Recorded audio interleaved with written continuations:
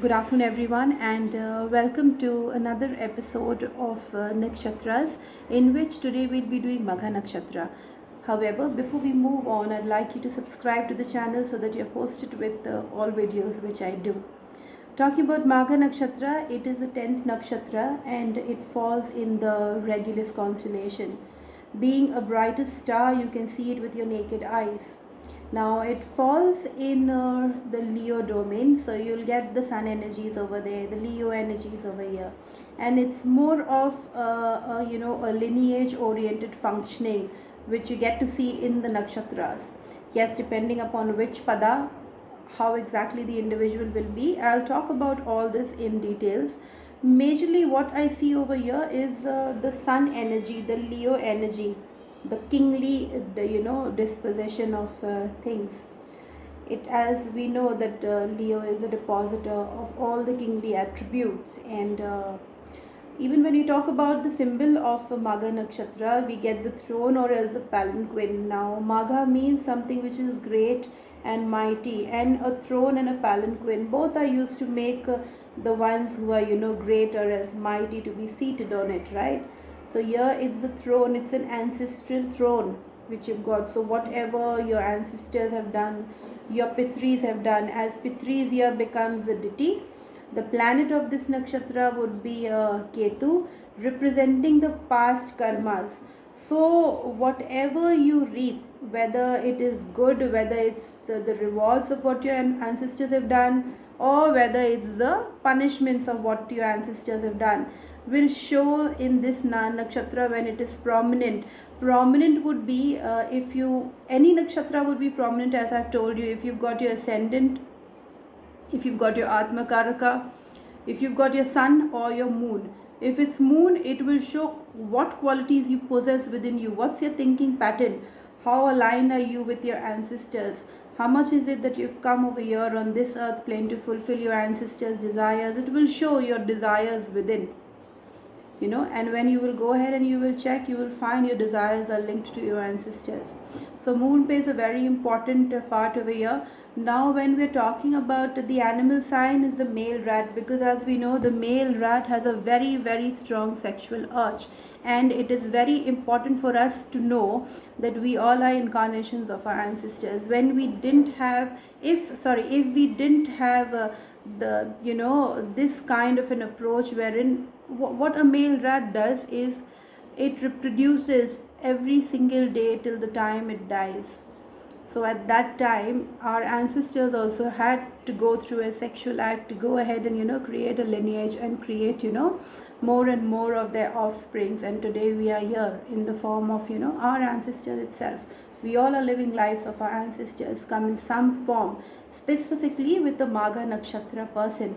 So Magha here will become a combination of Pitris, the Ketu, and also the male rat. So a prominent Magha Nakshatra will show all these qualities of continuing their lineage, trying to have a son in the family to go ahead and continue with that lineage. So it's very, very important for us to know which planet is falling in Magha Nakshatra, and whether it is powerful or not, whether it's prominent on your chart. Some very, very important qualities about Magha Nakshatra is, firstly, they find themselves as a king. They feel that they are always on that throne, because of which what happens, they cannot go ahead and take orders, and they can't work under anyone. So whenever you have either your 10th lord connected with Magha, or else you have Magha maybe in your 10th house, or else somewhere aspecting your 10th lord, you will see these traits. So what's suggested is, this person, whoever is this individual, they should go ahead and start something of their own, in which they do not have to depend on somebody else and take orders. This is a very, very important thing which is seen in Magha Nakshatras. Another thing, they are too inclined towards knowing from where they came, what exactly is the ancestral background, what their ancestors did. They would show qualities of their ancestors. They will be very proud of their ancestral name. They will have a lot of, qualities which would resemble their grandfather, their grandmother, because you never know, they've taken, birth just to fulfill some incomplete desire, some incomplete, dream or else achievement which they could not do in their past. Now, mostly when you're talking about Magha placed well, you would see good CEOs, supervisors, world leaders, because again, it's the Leo energy. Then we've got the Ketu energy. So anywhere where Ketu gets connected with the sixth house, with the 10th house, it does promise that kind of leadership as well as dignity. Now, another thing, they are someone who would love to live a very luxurious life. So no matter they have that kind of financial backing, or else they do not, but they would live a very royal life, that if somebody would see them, they would really say, wow, this person is well to do and this person has it all. But now, depending upon a lot of other factors on the chart, then is when you would come to know how prominent actually this Magha is, and whether this person is living in some kind of an illusion, like not being a king but feeling as a king is a very different thing. Now, there are a lot of things, or else a lot of desires which the ancestors have not been able to complete, a lot of wishes. That is the reason why this soul has reincarnated, and now having a prominent Magha, say moon in Magha, it will show when you speak to a Magha person, or else when you stay with a Magha Nakshatra prominent person, it will show exactly that how this person is, so infatuated with his ancestors, and he portrays himself to be a king, but maybe he is, maybe he is not, all depending upon the alignment on the chart.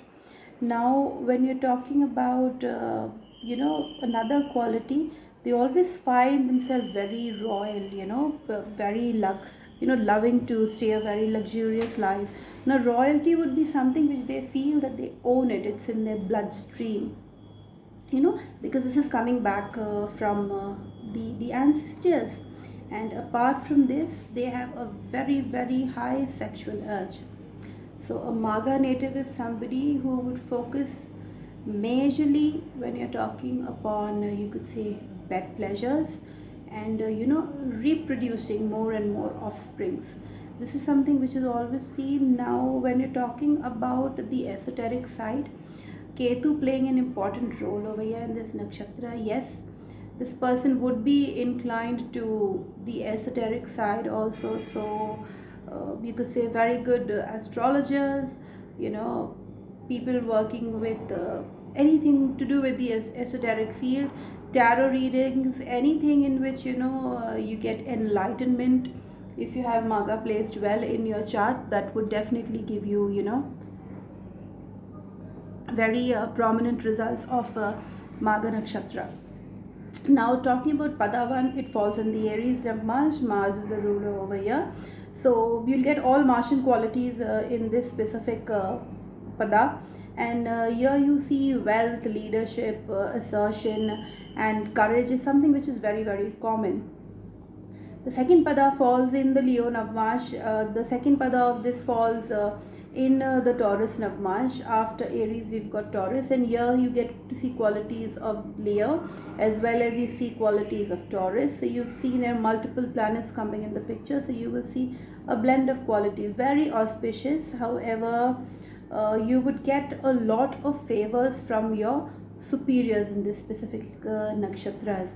So all individuals having a prominent Magha Padatu would see favors from superiors.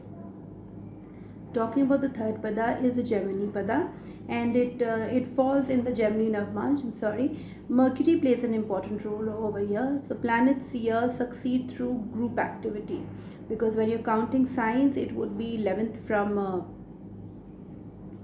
the original sign. So it's group activities, even though Magha likes to play it alone, but here Magha would be using his intellectual qualities and using his diplomacy, and making it big through group activities. Now, going to the fourth pada falls in the Cancer Navmash. So anything related to rituals, ceremonies, or else rites which they need to do for their family and for their ancestors, worships, and all kind of things which are related to family pride and honor comes from here. Now here the planets don't play that great because mostly people over here in this specific pada, they would focus upon self development. So again, this specific pada also is not that great, but yes, you have the moon energies over here. And then when you're talking about the Cancer energies, the watery energies, we've got moon also over here. More of ritual or oriented things would be happening in this specific pada for this individual. Now this is what I had to say about Magha Nakshatra, and I hope you've liked the video. If you've liked, do share the video and subscribe to the channel, and thank you so much for watching. God bless you.